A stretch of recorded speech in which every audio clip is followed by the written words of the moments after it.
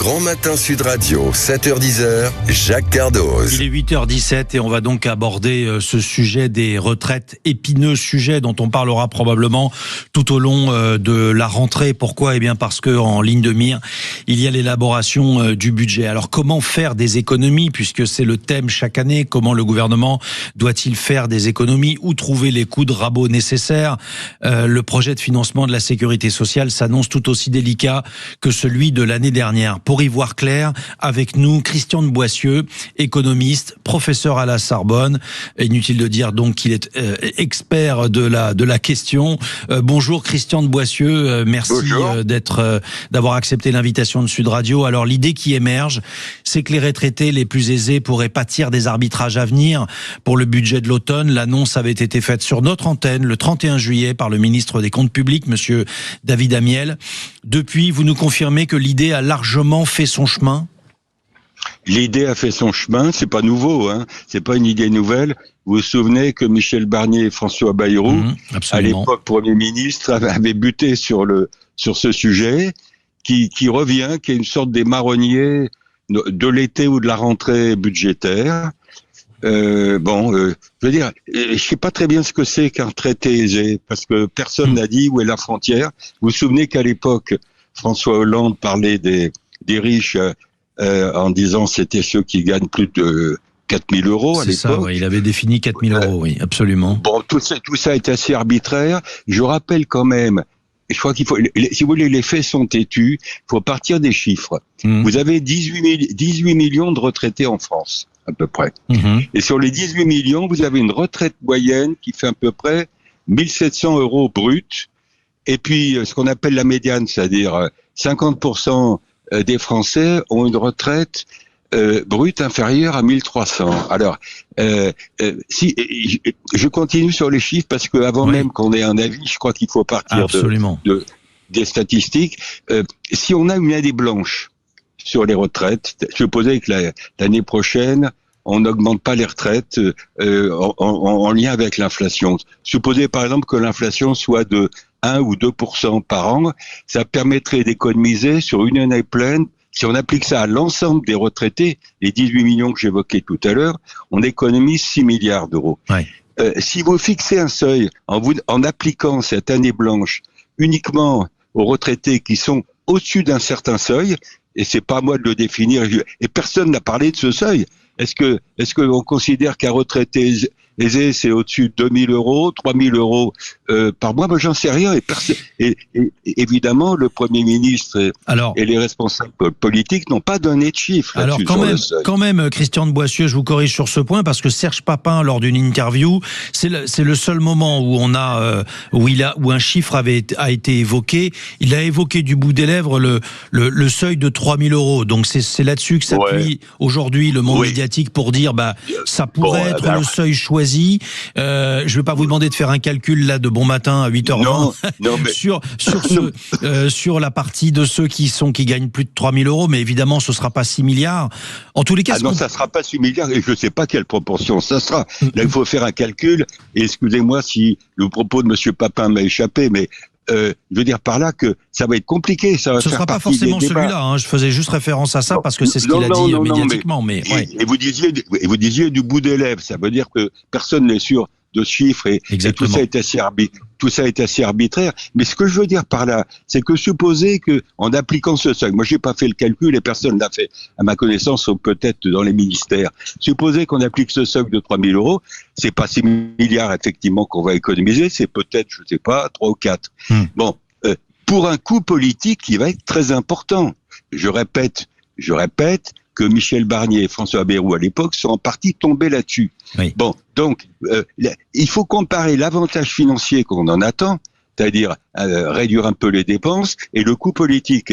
Et le gouvernement va être dans une position extrêmement difficile, dans un contexte où s'il s'agit de trouver 3 ou 4 milliards d'euros, à mon avis, on doit quand même pouvoir les trouver ailleurs. Vous voyez ce que je suis en train de vous dire? Non, je comprends, mais alors on peut peut-être rappeler quelque chose, Christian de Boissieu, économiste, professeur à la Sorbonne, on peut peut-être rappeler quelque chose, c'est que pour faire des économies, il faut pouvoir agir sur un budget conséquent, et c'est le cas des retraites, puisque le budget total, je regardais ça, il est de 440 milliards. On est d'accord que oui, c'est énorme. La moindre variation sur les retraites a donc forcément un impact considérable, et on peut comprendre la philosophie qui consiste à dire ne s'attaquons peut-être qu'aux plus aisés. Je mets aisé entre guillemets, on est bien d'accord. 3 000 € aujourd'hui en France, on n'est pas non plus milliardaire. Hein. Non, sur le plan moral, sur le plan éthique, ça me paraît normal de taper plutôt là pour ceux qui peuvent payer. Donc ça me paraît, je veux dire, moralement légitime. Ce que je suis en train de vous dire, c'est que vous regardez les chiffres dont on a parlé ensemble, peut-être que ça permettrait une année blanche sur les retraites au-dessus d'un certain seuil de 3 000 €, permettrait peut-être d'économiser 3 ou 4 milliards d'euros pour un coût politique qui va être élevé pour le gouvernement et pour les responsables qui vont décider ça. Et que moi je pense, je suis pas en train de vous dire qu'il faut pas le faire. Je suis en train de vous dire que l'ampleur du sujet à traiter est tout autre. C'est tout à fait intéressant. On va avoir un déficit public qui va être supérieur à 150 milliards d'euros, et voyez ce que représente 3 milliards sur 150. Alors j'ai envie de vous poser la question, Christian de Boissieu, que faut-il faire si on peut pas s'attaquer aux retraites? Est-ce que vous voyez d'autres chemins que celui-là? Il faut s'attaquer. Il n'y a pas une recette miracle. Il faut jouer sur tous les tableaux. Je vous donne juste un exemple. Ce qu'on appelle les niches fiscales. C'est-à-dire les incitations qui font que l'État accepte de réduire ses recettes. Les niches fiscales, le total, pour à peu près 500 niches fiscales, ça fait un total annuel de moindres recettes pour l'État d'à peu près 90 milliards d'euros. Si on réduit globalement, pas toutes, mais globalement, en moyenne, les niches fiscales de 10%, on récupère 8 à 9 milliards d'euros.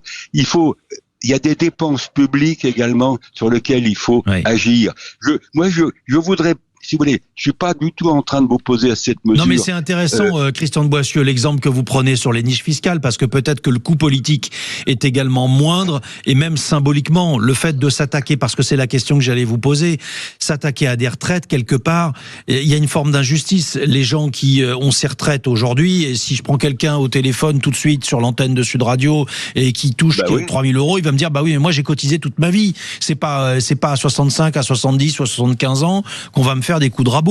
Et donc de ce point de vue-là, le comparatif avec les niches fiscales, il est peut-être un peu plus acceptable, en effet. Il est acceptable, c'est-à-dire que sur les niches fiscales, à peu près 500 que j'évoquais tout à l'heure, qui coûtent 90 milliards d'euros, je peux vous dire, il y en a qui sont efficaces et d'autres qui servent à rien. Donc il faut faire ce toilettage. Je veux pas qu'on cible un sous-ensemble de la population. Ça me paraît politiquement et financièrement, difficile à gérer et financièrement pas très efficace. Je pense qu'il faut pour essayer de revenir, on va pas revenir dans les clous du 3% justement, de déficit. Christian de Boissieu, pour que ce soit bien clair, 2-3 questions pour qu'on comprenne les enjeux. Il faut trouver des milliards. En fait, le problème, c'est que si on ne fait rien, je regardais ça, si on ne fait rien, c'est de toute façon une augmentation.